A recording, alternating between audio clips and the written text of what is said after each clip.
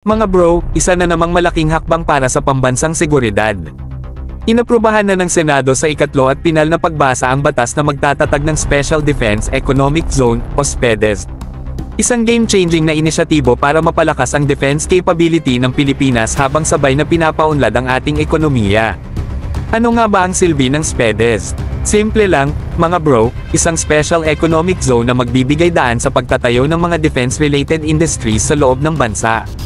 Ibig sabihin, imbis na umasa lang tayo sa pag-import ng armas at military tech, posibleng dito na mismo sa Pilipinas gawin ang produksyon. Ito ang tunay na self-reliance, mga bro. Sa ganitong sistema, mas mabilis ang pag-develop ng military equipment habang bumubuo rin tayo ng sariling defense industrial base. Mas maraming trabaho, mas maraming investments, at higit sa lahat, mas handa tayo kung sakaling may kailangang e-produce para sa national defense. At alam nyo bang ganito rin ang ginagawa ng mga malalakas na bansa?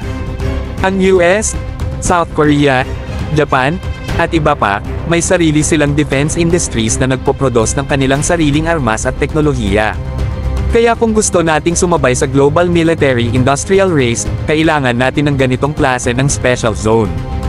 At alam nyo kung sino ang siguradong naiirite dito? Syempre ang China. Mas malakas na Pilipinas sa depensa. Mas independent sa military supply.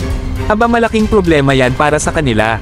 Pero para sa ating mga Pilipino, isang matinding panalo ito. Kaya mga bro, ito na ang simula ng bagong era sa Philippine Defense. Hindi lang tayo magiging buyer ng armas, pwede na tayong maging producer. Saludo sa Senado sa pagpasa ng SPEDEZ at sana tuloy-tuloy na ang suporta.